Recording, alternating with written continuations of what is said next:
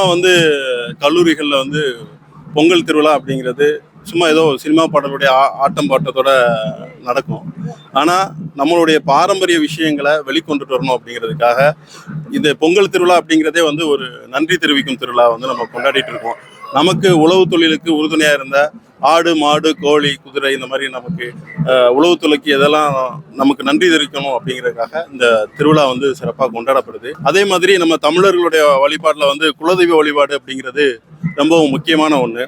அதை வலியுறுத்துகிற விதமாக நம்ம ஐயனார் சிலை, நம்மளுடைய குலதெய்வ வழிபாடு, இந்த மாதிரியான விஷயங்கள்.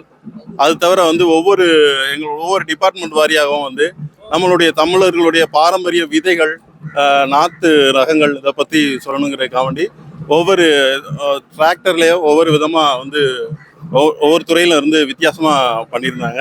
இது தவிர தமிழர்களுக்கே உண்டான வந்து பாரம்பரிய கலைகள் நிறையா இருக்குது. அதில் பறையாட்டம், கும்மி, இப்போ நம்மளுடைய வள்ளி கும்மி, அடுத்து ஒயிலாட்டம், மயிலாட்டம் அப்படின்னு நிறையா நம்மளுடைய பாரம்பரிய கலைகளை வந்து பறைசாற்றுற விதமாக ஒவ்வொரு கலைகளையும் வந்து இங்கே வந்து நிறையா நிகழ்த்திட்டு இருக்கோம்.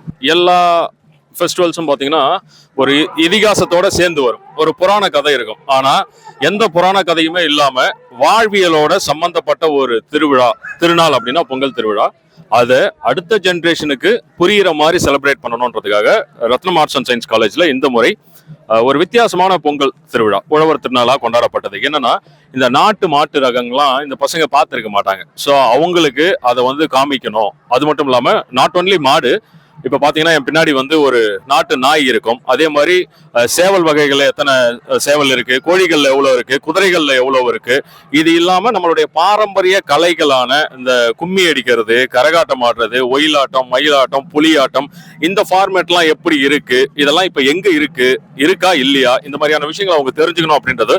அப்புறம் இந்த சிறுதானிய வகைகள் அப்படின்றது இப்போ ஆர்கானிக் ஃபுட் அப்படின்ற முறையில் எல்லாரும் ஹெல்த் கான்சியஸா இருக்கும்போது இதெல்லாம் நம்ம முன்னோர்கள் முன்னாடியே பண்ணியிருக்காங்க, நம்ம தான் மிஸ் பண்ணிட்டோம் அப்படின்ற ஒரு நினைவூட்டும் விதமாக அந்த சிறுதானிய ஊர்வலங்கள், முளைப்பாரி, அதுக்கப்புறம் ஊருக்குள்ள இருக்கிற அந்த குலதெய்வ திருவிழா, அந்த விழா வழிபாடு மாதிரி அந்த ஐயனார் சிலை, ஒரு சின்ன ஹட்டு, அதாவது பாரம்பரிய வீடுகள்லாம் எப்படி இருக்கும் அந்த மாதிரி ஒரு பேட்டர்ன்ல வீடு.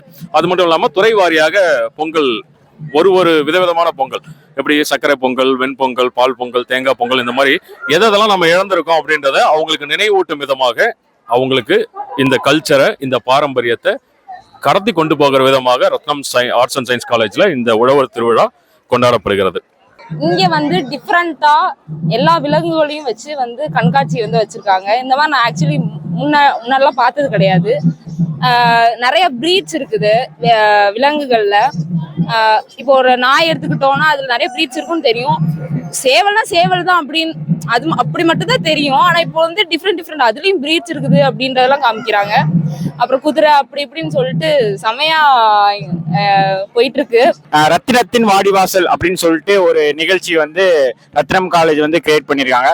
அதுல பாத்தீங்கன்னா குதிரை, மாடு, கோழி, ஆடு, கார்ஸ், அப்புறம் வந்துட்டு எல்லாமே வந்து ட்ரெடிஷ்னலா அப்ப இருந்து இப்ப வரைக்கும் பாரம்பரியமா ஃபாலோ பண்றதை வந்துட்டு இவங்க வந்து முன்னெடுத்து பண்ணிட்டு இருக்காங்க.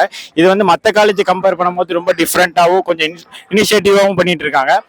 இப்ப வந்து குதிரையில பாத்தீங்கன்னா வாணி போனி அப்படின்னு சொல்லிட்டு நிறைய குதிரைகள் வந்து இருந்திருக்கு. அதே மாதிரி ஆடுகளை டிஃப்ரெண்டாகவும் நிறைய வெரைட்டிஸ் வந்து ட்ரெடிஷ்னல்லா வந்து கொண்டு வந்திருக்காங்க.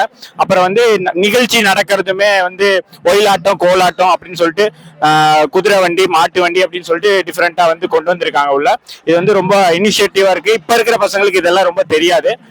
இவங்க வந்து இதை பண்றதுனால நிறைய பேருக்கு தெரிய வருது, இப்படி எல்லாம் ஒண்ணு இருக்குன்னு அதிர்ச்சியமா பாக்குறாங்க எல்லாரும். இது வந்து ஒரு நல்ல முயற்சி. இதை வந்து இவங்க ஃபாலோ பண்ணணும்னு நான் கேட்டுக்கொள்கிறேன். நன்றி.